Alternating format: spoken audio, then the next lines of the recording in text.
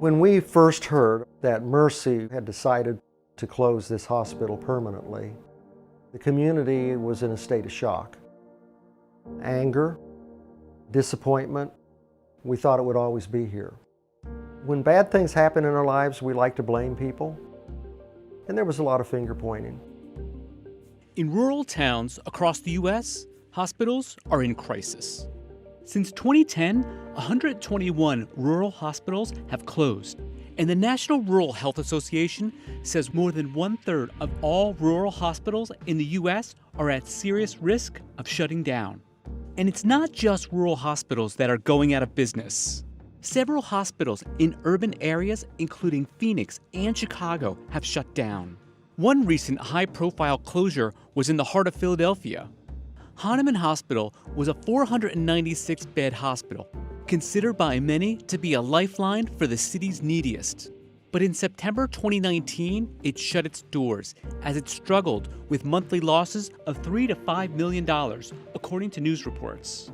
The closure of the hospital was pretty upsetting, was pretty heartbreaking for, I think, everybody who worked there. But not all U.S. hospitals are suffering. Since the 1990s, a series of mergers and acquisitions have created mammoth hospital groups. Many of these hospital consortiums are turning huge profits every year by offering high-priced services like cardiac and orthopedic care to well-insured patients. So why is it that some U.S. hospitals are making billions while hundreds of others are going out of business?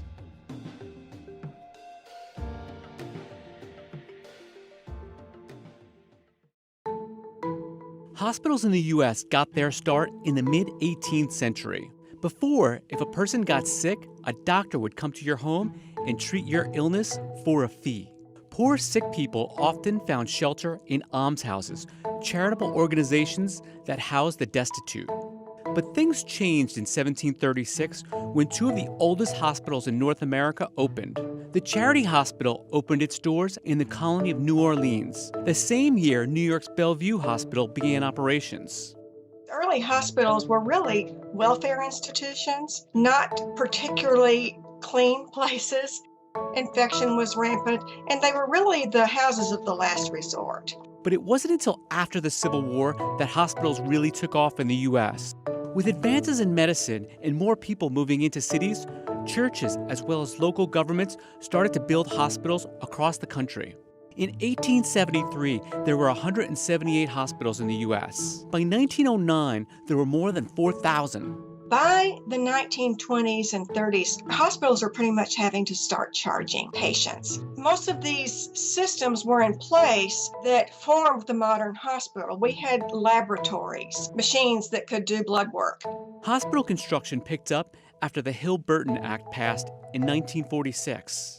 The federal law gave out $3.7 billion over the span of 30 years for hospital expansion across the U.S. The passage of government-funded medical insurance program, Medicare, in 1965 injected even more cash to build more hospitals.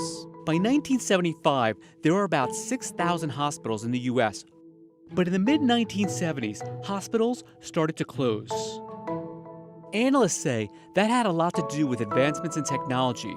Procedures that previously required hospitalization didn't anymore. Mergers were another factor for driving down the total number of hospitals in the U.S. Rising healthcare costs starting in the 80s pressed hospitals to team up to survive. The first wave actually started in the mid-1990s. Then it took a pause, and then we saw mergers and acquisitions come back with great velocity in the mid-2000s. Between 2008 and 2014, there were more than 750 hospital acquisitions and mergers in the U.S. And that trend has continued to today. By 2018, the most recent year this data was available, there were over 5,000 hospitals in the U.S., an 11% drop from 1975. There are thousands of hospitals, big and small, but about 5,000 are considered acute care hospitals, where you go for short-term care and urgent medical treatment. For the purpose of this video, we're just going to focus on this type of hospital. Every hospital has its own model for how it brings in cash. Revenue is also dependent on a whole lot of factors, including the type of insurance a patient has and the medical and surgical services offered by the hospital. Hospitals can also make money from graduate medical training subsidized by Medicare, investments on endowments, and money from donors.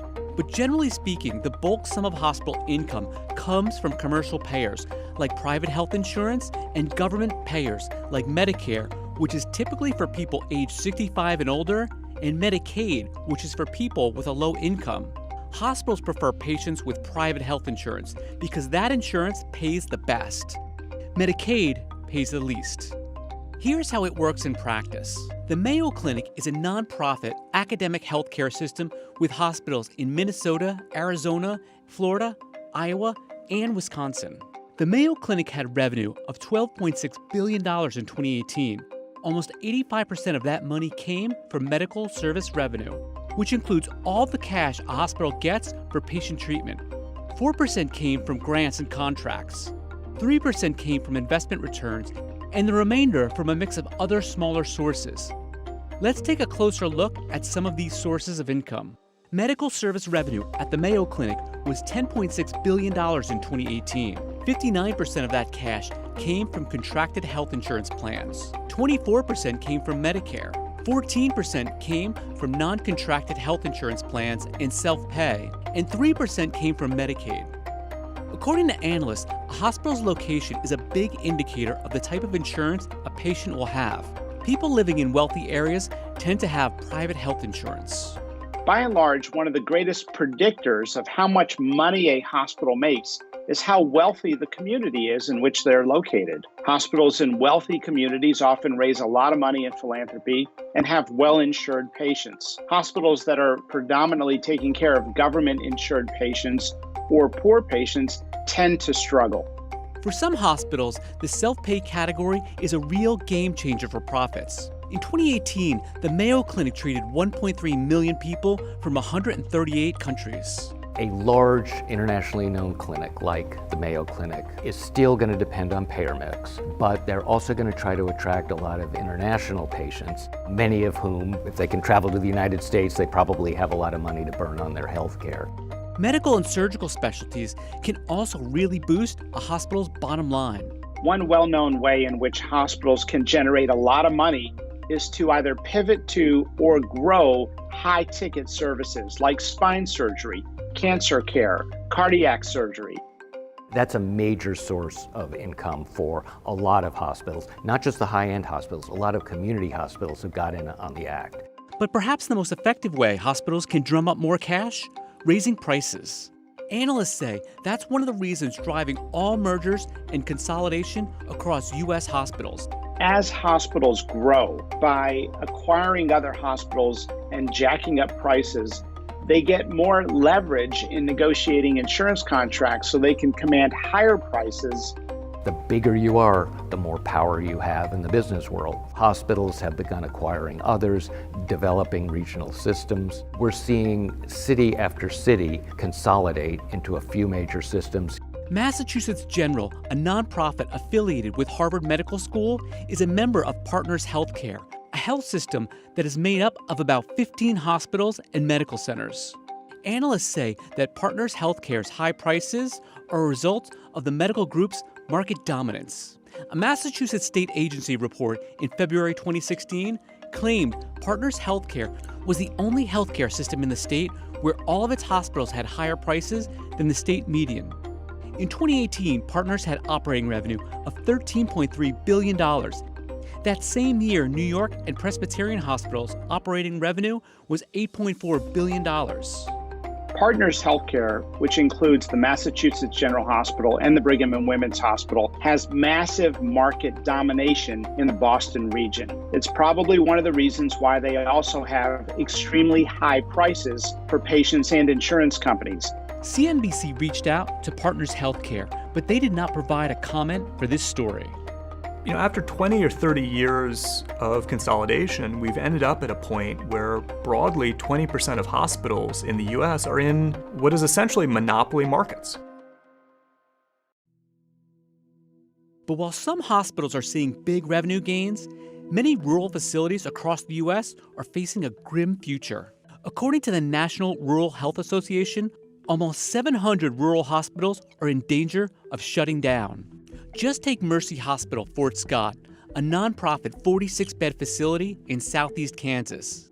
After 130 years, the hospital didn't have enough money to keep going. For the community, the news was crushing. When we got the announcement that the hospital was closing, myself and my wife, we were devastated. We were like, okay, well, that's the worst thing we've heard. The community took it hard as well. The CEO would get death threats, even though it wasn't her fault. The grounds of the abandoned hospital are now home to a small clinic and emergency department.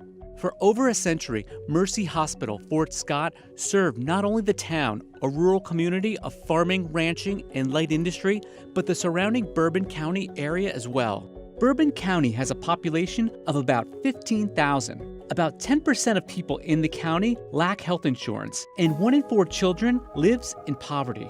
In its heyday, the hospital was probably the community's biggest employer. They had 500 or 600 employees. We did a lot of surgeries. We attracted people from 50, 60, 70, 80, 100 miles away. A smaller number of reimbursements starting in 2013 from private and government insurance programs meant less money was coming in. And like a lot of struggling hospitals, the patients coming to Mercy Hospital Fort Scott had little or no insurance. The clinic part was doing okay, but when you're losing 90% or almost all of your money because you're not keeping the beds full, that's a real problem, and it's a very expensive problem.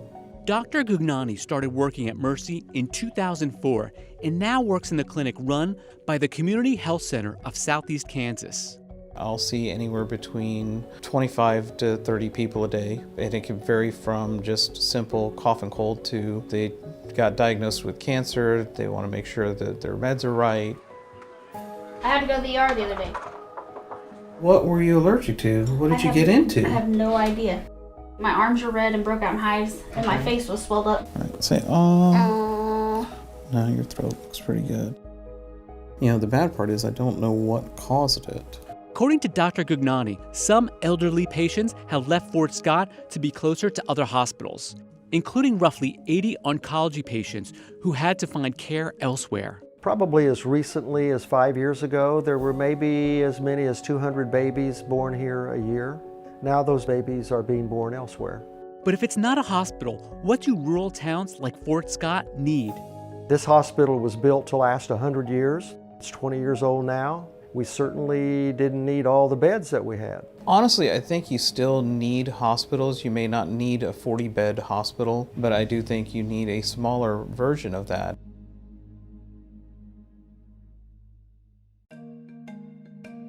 For decades, Hahnemann University Hospital in Philadelphia was a lifeline for the city's poor. Being a large safety net hospital next to a poor inner-city neighborhood meant it cared for patients regardless of their ability to pay. But with financial problems that started in the 1990s, the hospital had been in failing health for years. In 2018, the money-losing facility was bought by American Academic Health System, a for-profit company led by Joel Friedman, an investment banker from California. Less than 2 years after the purchase, with reported losses of more than $3 million a month, American Academic Health System closed the hospital. When I heard Hahnemann was closing, I didn't believe it. I think most people in the hospital were probably in some sort of denial. It was extremely abrupt, almost overnight. Residents were left without a nearby facility, without a nearby emergency room. About 2,700 employees lost their jobs. And Hahnemann was not alone. Since 1977, Philadelphia has seen nearly 20 hospitals close, many located near low-income neighborhoods. In 2016, the city's poverty rate was more than 25%, with nearly 200,000 people living in deep poverty, according to a study by the Pew Charitable Trusts. Like a lot of hospitals, Hahnemann's payer mix was one of its biggest problems.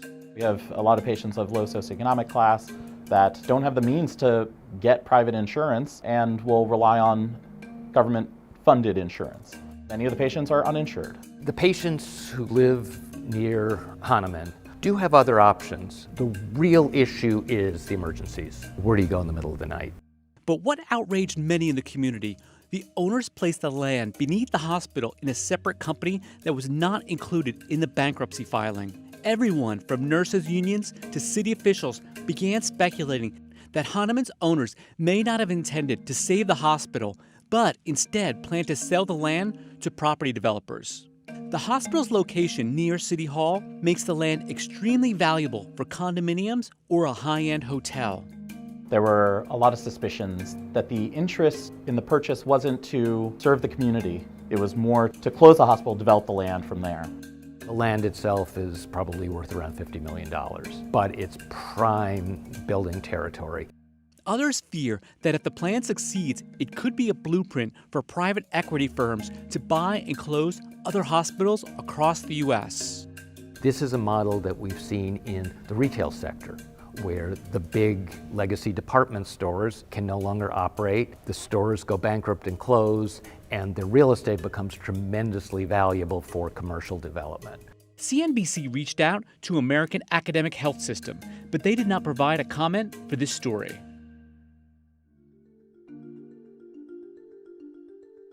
With some rural and community hospitals on the decline, where do hospitals go from here? What should we expect from our local hospital? Should we have a local hospital? I think 50 or 60 years ago, every hospital did everything for everyone. And I think ultimately that's just not what the future looks like. According to analysts, the healthcare of tomorrow could be a move away from hospitals as new technologies drive the shift to outpatient care. Since 2009, there's been a drop in hospital admissions, according to the American Hospital Association. 10 years ago, a knee surgery would have meant spending more than a week in hospital. Today, it's possible to go home the same day. Hospitals have increasingly been seeking the better paying patients. They want people who can pay on their own, they want people who have good insurance coverage, and they want people who are going to be treated for profitable conditions. The future looks like a smaller number of bigger hospitals scattered across the country that are providing very, very high intensity specialized care. That could mean for rural communities and people living in lower income areas, hospitals will be more difficult to reach and potentially more expensive to access. Having one less level 1 trauma center in the city is not a good thing. Having less maternity wards is not a good thing. I think what we forget is the public good that healthcare provides, and we keep thinking of it as this business.